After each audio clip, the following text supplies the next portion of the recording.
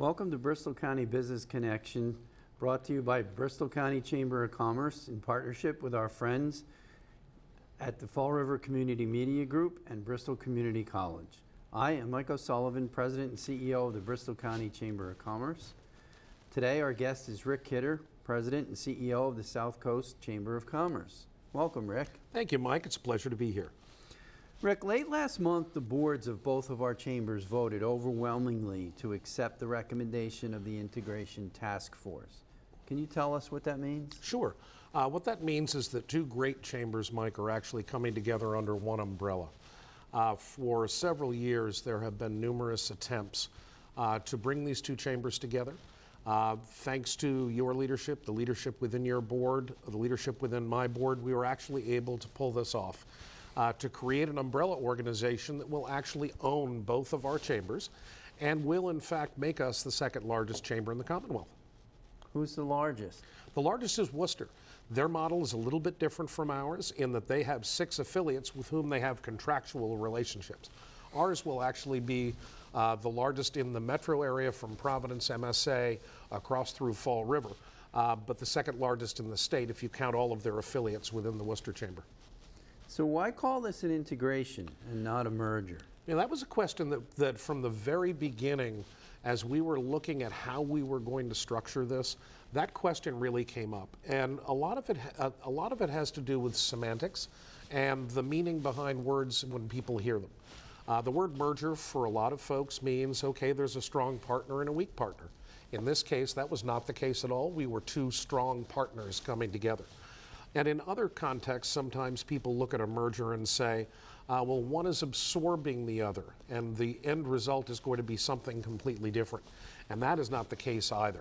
We're actually coming together, integrating our membership, integrating our staff, but what we're really doing is putting something together where 1 + 1 = 3. Most times, mergers are about efficiencies. Ours is about impact. We know that we'll get some efficiencies out of it, but the most important thing is the impacts that we get. Can you clarify what 1 + 1 = 3 might mean? Certainly I can. In fact, Melinda Ailes from the Massachusetts Small Business Development Center was when we first announced that we were coming together to have these conversations, sent us both an email that said 1 + 1 = 3. What it means for our members in particular, particularly our small business members that make up 85% of our membership base, what it means for them is that they're going to have the opportunity to take advantage of much larger networks, much larger opportunities for them to grow their business within this region, recognizing that this region is in and of itself is of great importance. But it also means 1 + 1 = 3 in terms of clout. When we're a chamber that's talking to Beacon Hill and you are a chamber talking to Beacon Hill, both of those have impact. But they won't have the same impact of the second largest chamber in the state in terms of number of businesses talking to Beacon Hill, talking to the governor's office, talking to our legislative delegations to try to get good things to happen for this region. So if I'm a small business, how does this help me? Oh, it helps you immensely. I don't know any business that says I'd like to confine myself to a single geographical area in order to attract my business. The more that I can attract business from around an economic region, the better off I'm going to be. So when you look at our small businesses now can take advantage of much larger networks, much larger opportunities to grow, and for us, greater resources to provide educational opportunities for those small businesses to help them grow as well. So they're going to expand their networks, they're going to have more educational opportunities, and they're going to have a real opportunity to take advantage and leverage this larger organization. So what will the new chamber be called? That's everybody's guess at this point. When we went through this process and brought this before our boards, the one thing that we didn't want to have happen was have a name be the distraction. We wanted to bring together the concept. So once we brought together the concept, then we said, okay, now we'll go out and figure out a name. We want it to be both geographical and we want it to be aspirational. When you think of chambers of commerce, they almost always include their geography within it. But we also want something aspirational that says this is an area on the move, and it's something that where we have an opportunity to help build this area into something that it has not been in the past. That's a lot out of a name. It may be a name and a tagline, but we have an integration task force that's now, we've parlayed into a transition task force that's going to help us through this process of naming this entity that will actually, by the way, not really come into being fully until January 1, 2020. So the name can set the tone for the future. It can. It can help set the tone for the future, but it can also give us new opportunities for recognition of this area, because this area is vital to the Commonwealth. Your home city, Fall River, is vital to the Commonwealth. Ours, New Bedford, vital to the Commonwealth, but they haven't always spoken together well. And it's partly our responsibility to make sure that on the business level, these areas speak to each other well and can build for each other. A lot of people don't recognize how vital the two cities are for each other. Exactly. And it's really just a story that needs to be told. It is a story that needs to be told. I think some of it goes back to old high school football games and old rivalries between communities. But when you look at, in fact, I have a gift for you at some point. In my office, I have a trophy from an early 1900s, in the teens, baseball game series that was played between the New Bedford Chamber and the Fall River Chamber. By the way, New Bedford won. I want you to know that. But it's something I'd that like I think you to prove that. I have it on the trophy. Now, if there are other trophies kicking around someplace, I can't tell you, but at least on this one, we were the winner. But for this, the entire region's the winner. And what we're seeing around us, and you and I talk about this all the time, is that some of the major players of this area that have some of the greatest stake in its economic success have already gone through the process of regionalizing. Absolutely. Some of the largest employers there are, South Coast Health, many of the banks, Bristol Community College, UMass Dartmouth. The two colleges have locations in multiple cities. It's an exciting time. So what happens to the staff? Well, you know, it's funny. I mentioned earlier on that we kind of went into this thing with a series of non-negotiables. One of those non-negotiables is that we were not eliminating staff in this process. So what we have been we're able to do from the very beginning is make sure that our staff, who are our most important asset, that they were calm in this process. Although change can be unsettling and there can always be uncertainty, we knew that our staff had to be that rock solid thing going forward while you and I were off meeting with committees and trying to come up with solutions. They've done exactly that, and we couldn't be more proud of them. So their jobs are held. What about the board?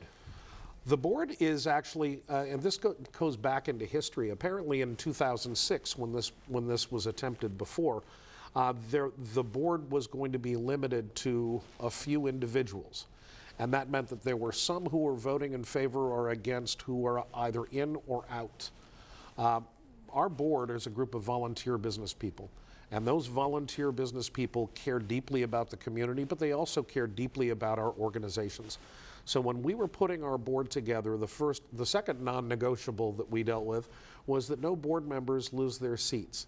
And it was important for us to do that. Now, we do have a couple of exceptions where we have multiple people perhaps from the same company, one on your board, one on mine, and we're going to sit down with those companies and ask them who would they like best to represent that company on our board. But for the vast majority of them, their board seats are fine. We'll start out with a board of roughly 50 people, and over time it will likely winnow down to a number that's more manageable. But you and I will have the responsibility of managing a large board. Can you talk a little bit about the executive committees and their size and makeup? Absolutely. Our executive committees were pretty much dealing with the same concept. We have an executive committee of 7. I have an executive committee of 8. We've looked at those executive committees and we're merging the two of them together into the single executive committee, again, without corporate duplication. But the purpose behind that is to make sure that we have strong and equal representation from our two organizations as we come together as one. And so even when it comes to choosing the first board member, board chair and the second board chair to follow, that for the first time as we go through that cycle, we're going to make sure that we alternate one from mine, one from yours as we go forward. Now, in a couple of years, none of that's going to make any difference. Right. But it's very important on the front end that not only the optics, but the reality be that we are truly together. So what about the offices? Are you going to close an office, or are we going to relocate? Well, as we said before, this is more about impacts than efficiencies. The efficient thing to do would be, yes, let's get together under one office. But the efficient thing to do isn't necessarily the right thing to do. My organization has served New Bedford since 1885. Your organization has served New Bedford since 1911, or Fall River since 1911, and it's really important that we maintain physical locations in each of those areas. You have a gorgeous building, and that building is something that's a wonderful asset that you're bringing to the table, but it also symbolically is something that says, this is the chamber. In our case, we have rented office space, but we have a lease on it for the next 5 years. We have no intention of giving up that lease, and frankly, we have a stated intention that we want to maintain our physical presence in New Bedford, just as you want to maintain a physical presence in Fall River. So what has the feedback been amongst the community? You know, it's interesting. From the very beginning, whether people were connected with our organization or not, they just knew of them, the two chambers. We had cheerleaders out there. And it was really surprising to me and gratifying to me as we were going through this process that there were so many people who were kind of cheering us on, sometimes from the bleachers and sometimes from the first base box. They were there cheering us on, and our boards have been cheering us on, knowing that once we went through that due diligence period, that the feedback was going to be honest, and then thankfully it's all been positive. We've heard positive things from our state representatives. We've heard positive things from your mayor, for example, very positive things from the business community itself. So at this point, this is something with a lot of momentum that we're going into January 2020 with. So what's next? Oh, gosh. At this point, Mike, you and I, well, what's next is your son's wedding, so you've got that to deal with. But once we kind of get past all of those things, then we've got all of the mechanics of this to do. We have built pro forma budgets, so we have budgets. We know pretty much what the budget's going to be, but we have to finalize that. We will have to incorporate. But we can't incorporate till we have a name. We'll have to file articles of incorporation. We'll have to file for our 501c6 designation with the IRS, which means that we are a nonprofit but not a charitable organization. We're a business organization. So we're going to have all of that nitty-gritty stuff that it takes to bring two organizations together under one umbrella. And a lot of it's boring as can be, but it has to happen. I like to tell people, now is when the hard work really starts. It's true. It's true. We have two teams to bring together. We're going to be starting that actually this week with a lunch over at your office. Those two teams are going to need to work together, gel together. We're going to have to help them along the process of their job descriptions and help them along in the process of their working together to create as efficient units as we have individually, collectively. But one thing it does give us is something we never had. We have bench strength now. We have wonderful people who have been involved in events, wonderful people who have been involved in communications, and the idea that we can bring them together and do so much more with each of those things is a real luxury. It's a luxury neither of us have had, ever. In fact, most chambers have never seen before. We all know and want everyone to be cross-trained, but the reality is no matter how much you work at cross-training, unless you've sat in the role of throwing events or you've sat in the role of communicating with the membership, you really don't know what it's like. And so to have that bench strength means that we're going to be able to do all of those things better. So what's the next biggest challenge? The next biggest challenge, I think, is getting through the name. getting a process together to make sure that our boards, because they still have to function as boards of the individual organizations until they convene in September for a January opening. We need to get all of that stuff done, settle on the name, and figure out how we're going to move forward in our communication of that name. While also, of course, making sure that we're halfway through our year, you're halfway through your year. We've got to finish our years strong because we want to walk into this partnership with as great a strength as we possibly can. That's very true. Again, the hard work is ahead of us. It is. It is. I think we're supposed to be taking a break now. I think we are. The emphasis is on the word community. That prides itself on making things. It's the culture of Portugal and the culture of Fall River. History, hard work, manufacturing. We're making it and we're moving it forward. It's a great place to live, work, and create. If you think you know Fall River, think again. Fall River isn't a place you pass through, it's a destination. Fall River isn't on the mend, it's on the rise. Fall River isn't about accepting your fate, it's about creating your destiny. We can revive pride and instill positivity. We can make room for this rise. We can make it here.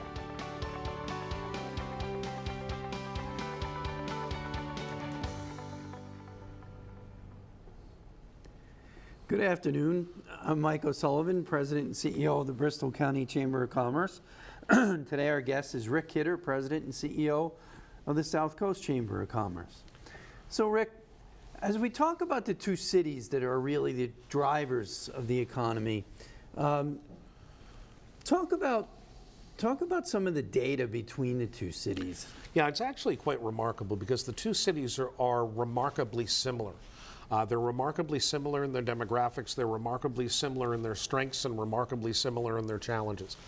And if you go back for a few years when the economy was more challenged than it is today, we actually, I think, could rightfully consider ourselves a forgotten corner of the Commonwealth.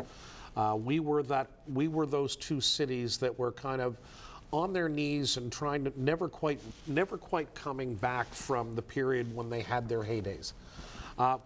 There is, however, with a stronger economy, with I think an administration in the State House that really cares about this corner of the Commonwealth, we have some opportunities now to actually have these cities reveal their strengths a little bit more.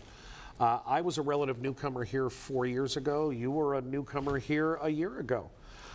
And when we came here, I think we both kind of heard the same kinds of stories. And the stories often were kind of cynical. It was, good things don't happen to us. Well, guess what? Good things are happening to us. You and I had an opportunity to stand with the governor and members of the legislature the other day and put shovels in the dirt for South Coast Rail. Now, granted, they put shovels in the dirt before, but this one's different. Yeah, Senator Rodericks had a shovel, I think it was from 1998. And he said he wasn't going to put another one in the ground unless it was going to happen. And it certainly sounds like, based on Governor Baker's words, the money's in the budget, the money's in the five-year capital plan. So tell us what South Coast Rail will mean to the region. South Coast Rail means a lot to the region. We're the only two gateway cities in Massachusetts that are not connected to our capital city. And while a lot of that is a matter of convenience for people getting back and forth to the city, because if you have driven from Fall River or driven from New Bedford for a 10 o'clock appointment in Boston, you sometimes have to leave at 7 o'clock in the morning to make sure that you actually get there on time. You're pretty good at Sunday morning at 4 a.m. Being able to get there within an hour and 10 minutes, but unfortunately, everything else is a crapshoot. So what that means is a predictable time that we can get to the city, a predictable way we can get to the city. Commuter rail is something that's existed throughout the Commonwealth for a long time. It's gone through periods of expansion, and thankfully it's going to be expanding here. It left this area in 1958, not to return. So here we are 51 years later, and we're talking about South Coast Rail, and in 2023 we're going to be able to take the train to Boston. But we're also going to be able to bring talent here. And part of what that means, that communication link means for us, is that our two communities are probably going to see some positive increase in real estate values. They're going to see potential for new development, potential for economic development that we haven't had because we've been disconnected. Well, now that we are connected, I think we're going to see a tremendous economic development windfall that comes to this area that coincides really nicely with what Chancellor Johnson is heading up at UMass Dartmouth. That was my next question. It's a great lead-in. Can you give us an update on the State of the Union with offshore wind? Sure. Offshore wind is our second great regional play. If South Coast Rail is our first regional play, offshore wind is our second great regional play. I think that all of us have seen throughout the nation that there have been calls for more renewable energy sources, and wind power has been a major part of the energy scene in Europe for many years, but only newly coming to the United States in the form of offshore wind. The first 800 kilowatts was leased and assigned to Vineyard Wind. There is going to be wind farms. It's going to mean that Fall River and New Bedford are going to have new industries to support, that BCC is going to have new training opportunities for a brand new industry that helps us, and we'll do more for that 195 corridor, the blue corridor as it were, in connecting our maritime industry as well.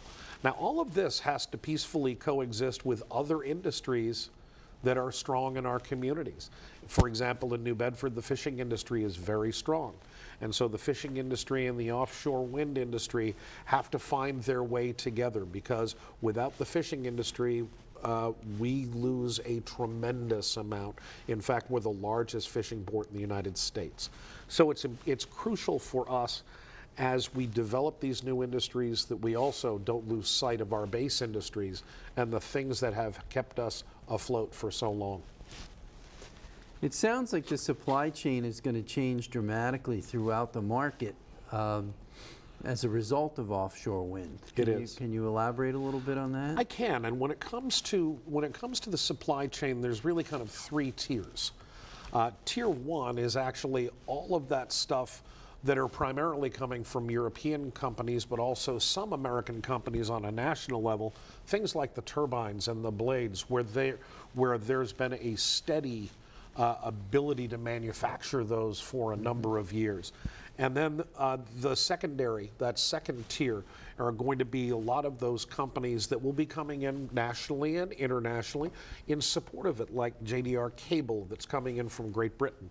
They have opened offices here and will continue to have folks here. But then here's the most important part, and that's that third tier. Because that third tier is where jobs for people on the South Coast come from. It is with all of those small local providers that help to support that industry as it moves along. You can't create any new industry without having a local component of a supply chain that will allow them to succeed. Part of that supply chain is people.